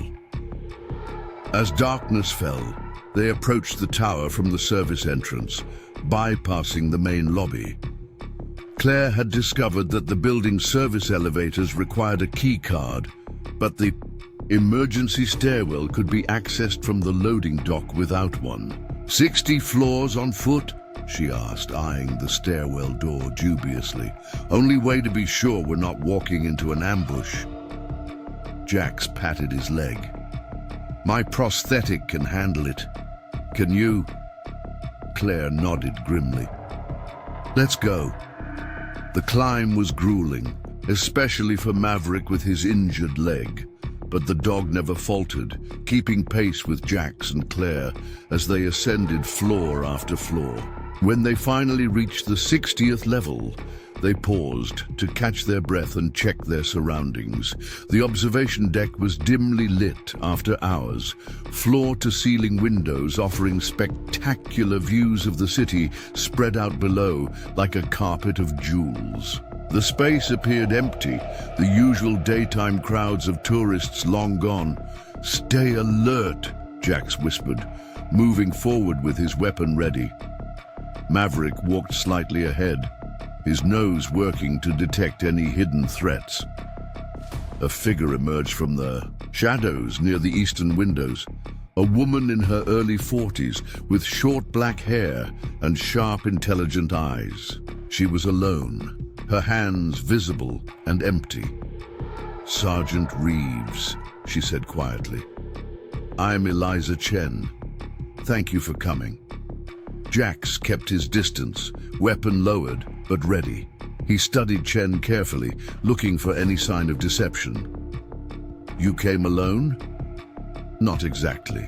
Chen gestured subtly toward the north end of the observation deck, where a man stood partially concealed by a display about the city's history.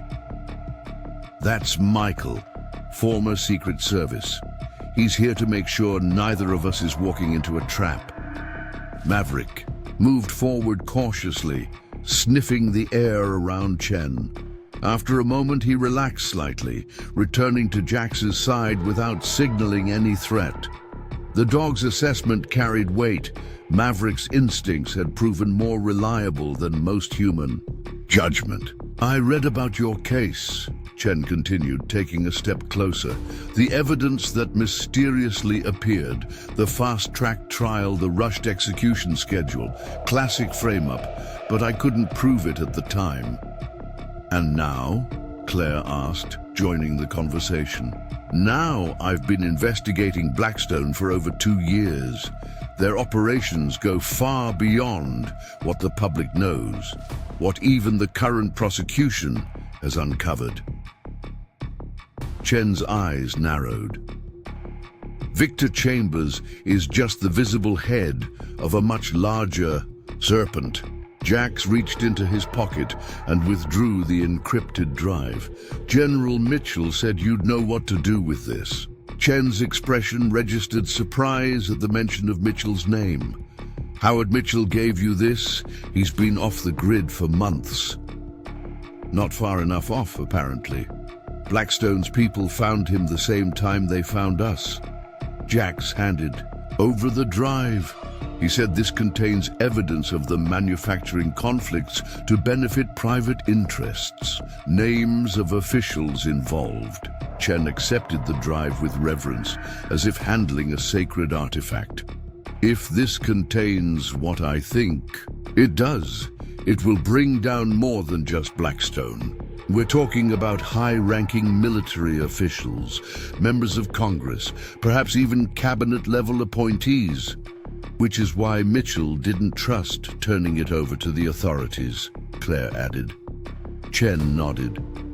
With good reason. My investigation has uncovered at least 3 federal judges and a deputy director of the FBI on Blackstone's payroll. She carefully secured the drive in an inner pocket of her jacket. I'll need time to verify everything and prepare it for publication in a way that can't be suppressed. How much time? Jax asked, acutely aware that each passing hour increased their risk of discovery. At least 48 hours. I have secure facilities where I can work without surveillance. The question is, where will you be? You're still in danger. Perhaps more than ever if they suspect you've passed this information to me. Before Jax could respond, Maverick suddenly stiffened, his ears pricked forward toward the stairwell door. A low growl rumbled in his chest. We've got company, Jax warned, raising his weapon. The security man Michael moved swiftly from his position, drawing a pistol from a shoulder holster. Service elevators moving. It's not supposed to be operational after hours. Is there another way out? Claire asked urgently. Chen pointed to a maintenance door near the southern windows. Service ladder to the mechanical floor below. From there you can access the executive elevator shaft. The elevator indicator lights showed the car, rising rapidly toward their floor. They had perhaps 30 seconds before whoever was coming reached them. Go, Michael urged Chen. I'll delay them. Chen turned to Jax and Claire. Come with me. I have a safe house they don't know about. The decision took less than a second. Jax nodded sharply and they followed Chen toward the maintenance door, Maverick limping slightly but keeping pace. Behind them, Michael took up a defensive position behind a concrete pillar, weapon trained on the elevator doors. The maintenance ladder was steep and narrow, designed for utility workers rather than escape routes.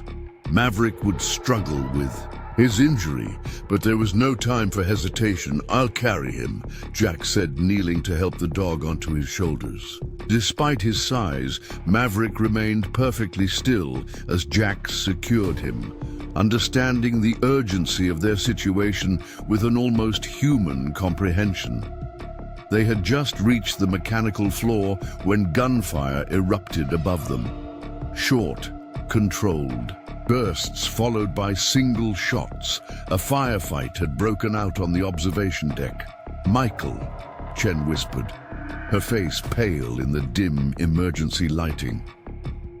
We can't help him by getting caught, Jack said firmly. Where's the executive elevator? Chen led them through a maze of heating and cooling equipment to a set of sleek elevator doors marked with the building logo. She produced a key card from her pocket and swiped it through the reader. Press basement 3. My car is there. The elevator descended smoothly, its quiet hum a sharp contrast to the chaos they'd left behind. Jax gently lowered Maverick to the floor, checking the dog's bandages for any fresh bleeding. The wound looked stable, but Maverick would need proper veterinary care soon. Why help us? Claire asked Chen suddenly. You're risking your life getting involved in this. Chen's expression hardened. Because my brother was a Marine. He died in an accidental training exercise after reporting financial irregularities in defense contracts his unit was overseeing. Contracts held by a Blackstone subsidiary. She met Jax's eyes directly. This isn't just a story to me. It's personal. The elevator doors opened onto a private parking level. Chen led them to a nondescript grey sedan with tinted windows. It's registered to a shell corporation, untraceable. As they pulled out of the garage, an explosion rocked the upper floors of the tower, shattering windows and sending glass raining down onto the street below. Flames licked out from what appeared to be the observation deck. "Michael," Chen said again, her knuckles white on the steering wheel. Claire placed a hand on her shoulder. "He bought us time. Let's make sure it wasn't wasted." They drove through the city in tense silence, taking a circuitous route with multiple turns and doublings back to ensure they weren't followed. Jax kept watch out the rear window while Maverick lay across his lap, the dog's body tense despite his exhaustion. Their destination turned out to be an old brownstone in a gentrifying industrial district. The building appeared abandoned from the outside, with boarded windows and faded for sale signs, but inside told a different story. "My panic room," Chen explained, as she led them through a sophisticated security door hidden behind what had appeared to be a maintenance closet. Fully self-contained, EMP shielded, with its own power, water and air filtration. The space beyond was surprisingly comfortable.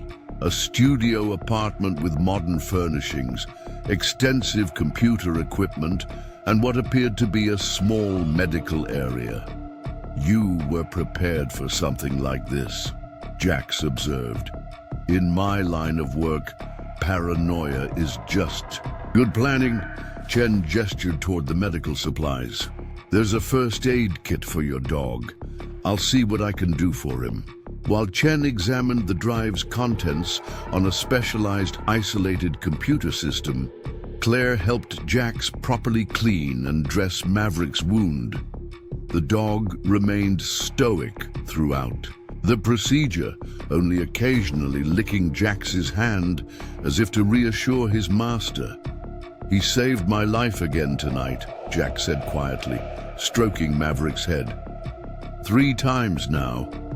Claire smiled softly. "He knows you'd do the same for him." Hours later, as dawn approached, Chen emerged from her workstation, her face drawn with fatigue, but her eyes blazing with purpose. "This is bigger than I imagined," she said, pouring herself coffee from a small kitchenette. "The drive contains operational details of at least 17 manufactured conflicts dating back 12 years.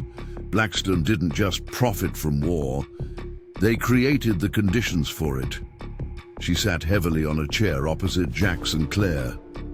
"They destabilized governments, armed insurgents, even staged attacks on American interests to justify military intervention, all to secure contracts worth billions and access to natural resources for their corporate partners."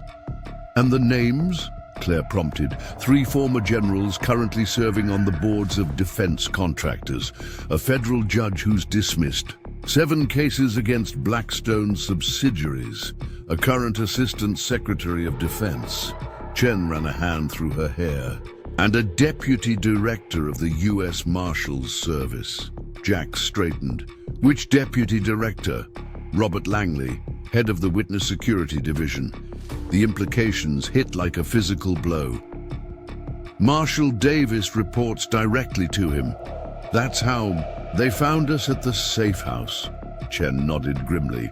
"Everyone you've trusted in the system could be compromised. This isn't just about clearing your name anymore. It's about exposing a conspiracy that reaches into the highest levels of government and military." "So what's the plan?" Claire asked, her lawyer's mind already working through strategies. "I've begun the verification process, cross-referencing the data with my existing sources, preparing the documentation for publication. But we need insurance." Chen turned to Jax. "This needs to go public in a way they can't suppress. If something happens to me, to my servers, to the Observer, we need backups." Multiple simultaneous releases, Jax suggested, drawing on his military strategic training. Different platforms, different countries? Exactly. I've already contacted trusted colleagues at 3 international news organizations.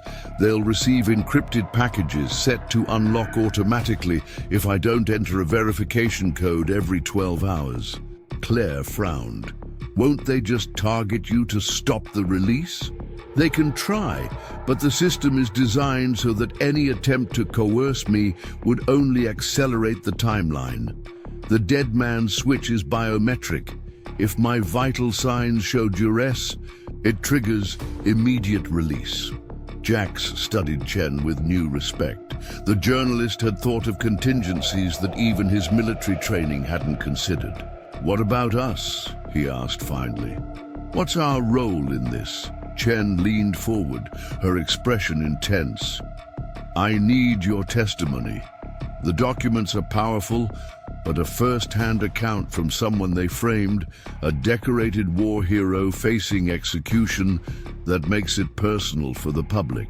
It gives the story a face. It also makes us targets," Claire pointed out. "You already are," Chen countered, "but I can offer you protection until publication. After that," she shrugged, "after that the world will know what they did. It won't be safe for them to come after you so openly." Maverick shifted in his sleep, whimpering slightly as his injured leg twitched. Jax watched his loyal partner, remembering everything they'd been through together. The dog had never abandoned him, never doubted him, even when the entire system had turned against them. "We'll do it," Jax decided. "But I want guarantees. My sister stays safe. Maverick gets proper veterinary care, and we get a say in how our story is told." Chen nodded, extending her hand. "You have my word." As they shook, an alert sounded from Chen's computer system. She hurried to check it, her expression darkening as she read the screen. "They've put out an APB for both of you," she reported. "Wanted for questioning in the terrorist attack on the Millennium Tower. They're claiming you planted explosives that killed 4 people, including a security guard named Michael Dorian." Claire's face paled. "They're framing us again. Standard operating procedure," Jax said grimly. "Discredit the whistleblower." Chen straightened, a new determination in her posture. "Then we accelerate the timeline. I've got enough to start releasing preliminary information today, teasers to the major outlets, enough to establish credibility without revealing our full." And she turned back to her workstation, fingers flying across the keyboard. "The world will know your innocence by sundown. Until then, get some rest. You're safe here." As Chen worked, Jax settled on a cot near Maverick, his hand resting protectively on the dog's flank. Despite everything, a sense of calm had settled over him.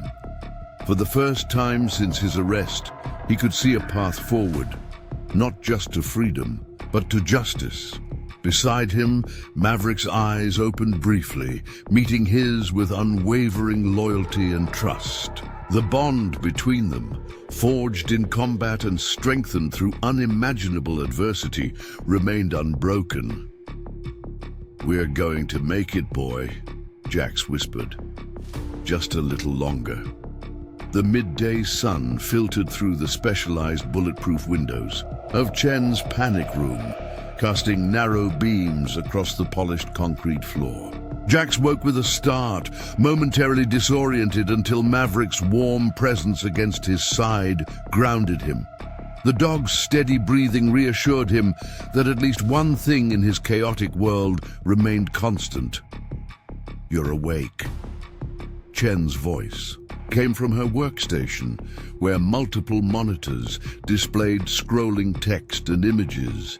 She looked exhausted but energized, the paradoxical state of an investigative journalist on the verge of breaking a career-defining story. "How long was I out?" Jax asked, checking his watch.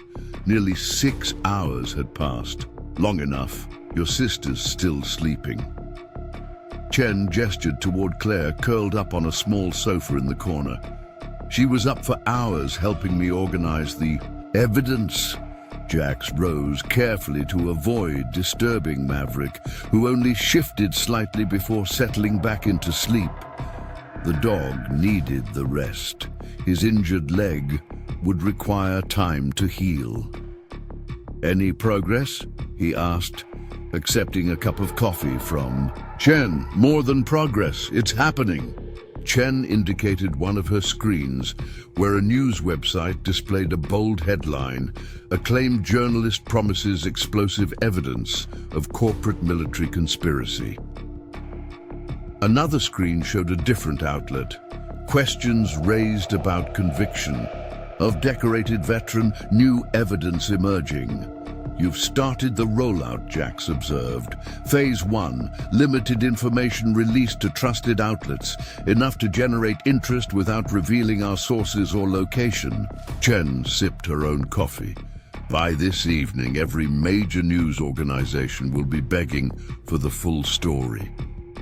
And Blackstone's people already scrambling. My contacts report unusual activity at their headquarters. Emergency meetings, document, shredding, executives booking private flights." A grim smile crossed Chen's face.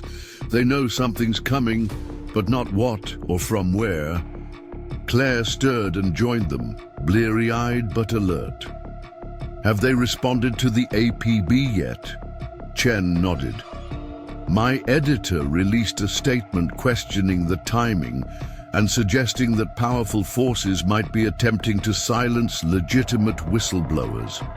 Nothing specific about you two, but enough to plant seeds of doubt." Jax moved to check on Maverick, gently examining the bandaged wound. The bleeding had stopped, and the dog's temperature felt normal. Good signs that infection wasn't setting. He needs antibiotics," Chen said, watching them. "I've arranged for a veterinarian, someone I trust, to come this evening. She works with police K9s, knows how to be discreet." Jax nodded gratefully. "Thank you." A series of alerts suddenly sounded from Chen's computer array. She rushed to check them, her expression shifting from concern to determination. "They're moving. Faster than I anticipated. Someone in the Justice Department just issued a gag order against the Observer, citing national security concerns." Her fingers flew across the keyboard. "They're trying to shut us down legally before we can publish." "Can they do that?" Claire asked, her legal mind already analyzing options. "They can try, but I've prepared for this. The full document package was transferred to our international partners an hour ago. Even if they shut down the Observer, the story breaks internationally first, then floods back into US media channels." Chen smiled tightly. "The digital equivalent of a dead drop." Jax recognized the term from his military intelligence training. A location where information could be left by one party and retrieved by another without direct contact. Chen had transformed the concept for the digital age. "What's our next move?" he asked, military instinct focusing on tactical planning rather than dwelling on threats. "We need your testimony, on video, detailed, with everything you remember about your framing and imprisonment." Chen gestured to a small recording setup in the corner. "Your first-hand account puts a human face on the documents, makes it impossible to dismiss as fake news." Claire placed a hand on her brother's shoulder. "Are you ready for that? To relive everything?" Jax's jaw tightened. "If it brings them down, I'll do whatever it takes." The next 2 hours were grueling as Jax recounted every detail of his case. The sudden arrest, the fabricated evidence, the rushed trial, the betrayal by Rodriguez, the threats in prison, the accelerated execution schedule. Chen occasionally interjected with clarifying questions, guiding the narrative while maintaining its authenticity. Maverick remained by Jax's side throughout, occasionally placing his head on his master's knee when particularly painful memories surfaced. The dog's intuitive understanding of human emotions, a quality that had made him an exceptional military working dog, provided silent support that no human words could match. When they finished, Chen reviewed the footage with professional scrutiny. This is powerful. Combined with the documentation and Claire's legal analysis, it creates an airtight case. A secure alert chimed on one of her secondary devices. My contact at the Marshal Service just sent an update. They've narrowed their search to this part of the city. Langley has deployed 3 tactical teams. Claire tensed. How could they track us here? They haven't pinpointed us yet, but they're getting closer. Standard grid search pattern. Chen began shutting down non-essential systems. We need to prepare for the possibility of moving soon. Jax checked his weapon, still only 6 rounds, not enough for a sustained engagement against trained operatives. What about your publication timeline? 2 hours until the international release. The Observer will publish simultaneously, regardless. Of the gag order, my editor is prepared for the legal consequences. Chen paused, considering options. If we can hold out here that long, we'll have the protection of public awareness. Another alert sounded, this one more urgent. Chen's expression darkened as she read the incoming message. They've arrested my editor and seized the Observer's servers. She slammed her fist against the desk. They're getting desperate. Will that stop the publication? Claire asked. No. We planned for this. The files are mirrored on secure servers in 6 countries, all set for automatic release. Chen ran a hand through her hair. But it means they've escalated beyond legal channels. The next step will be direct action.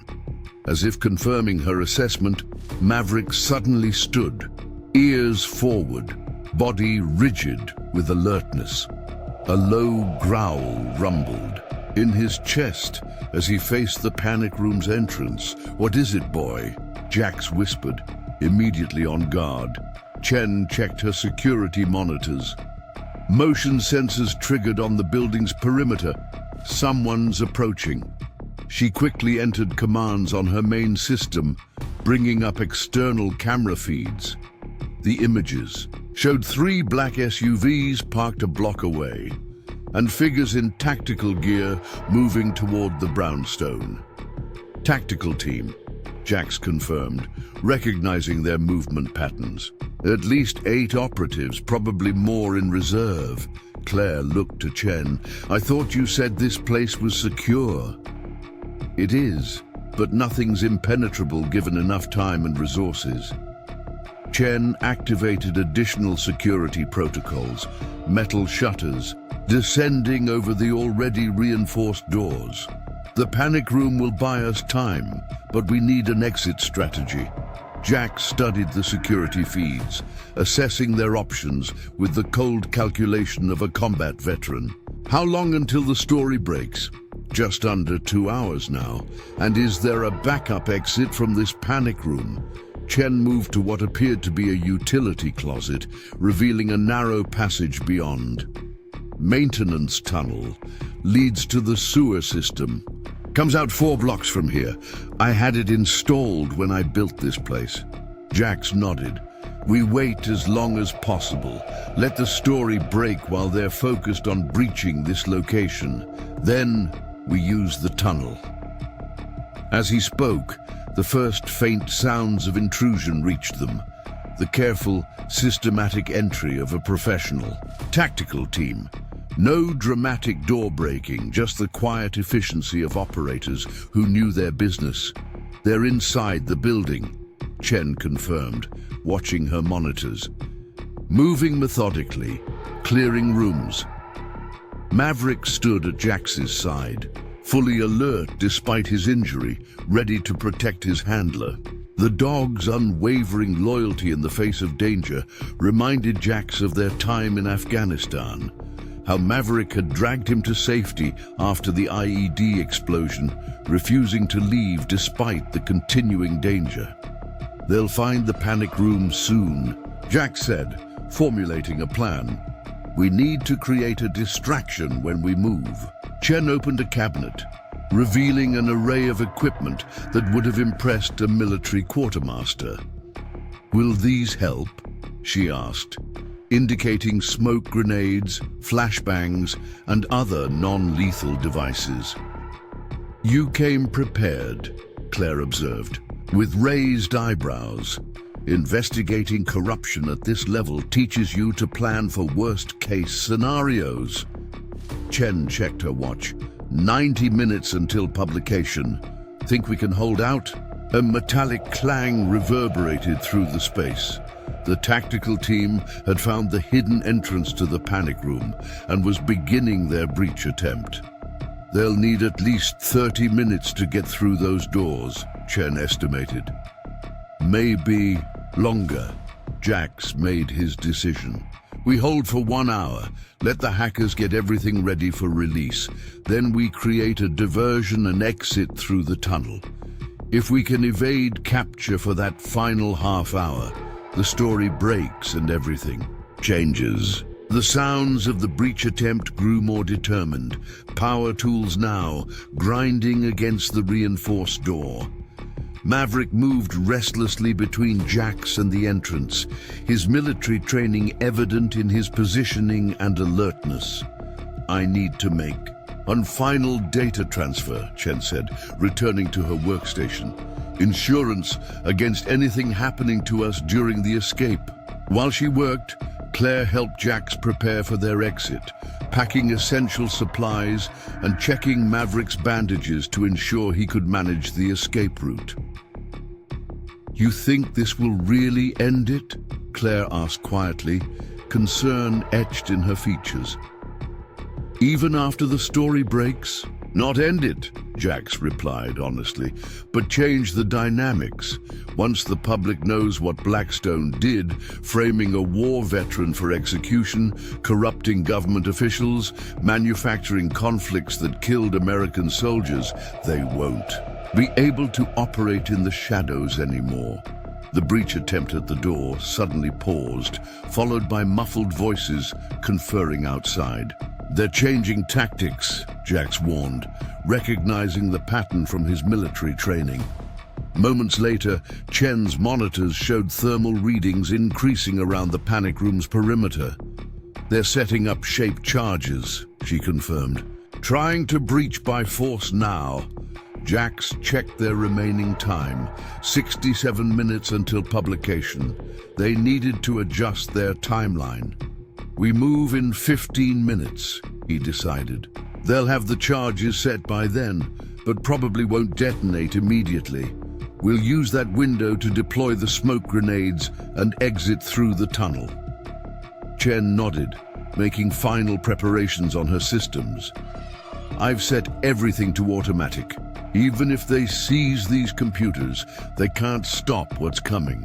The next 15 minutes passed in tense preparation. Jax checked and double-checked their exit route, supplies, and defensive options.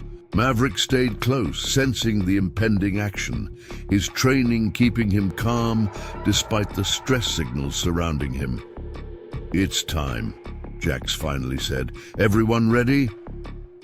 Claire nodded, determination replacing fear in her expression. Chen finished her final commands, then disconnected from her systems. "On my mark," Jax instructed, positioning himself near the tunnel entrance with Maverick at his heel. 3, 2, 1. Chen activated a sequence on a small remote control. Throughout the brownstone, pre-positioned smoke grenades and flashbangs detonated simultaneously, filling the building with disorienting noise and thick smoke.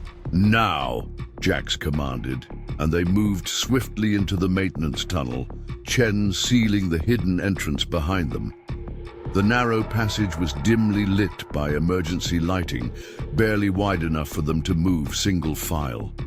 Maverick led the way, his superior senses navigating the darkness more effectively than human eyes could manage.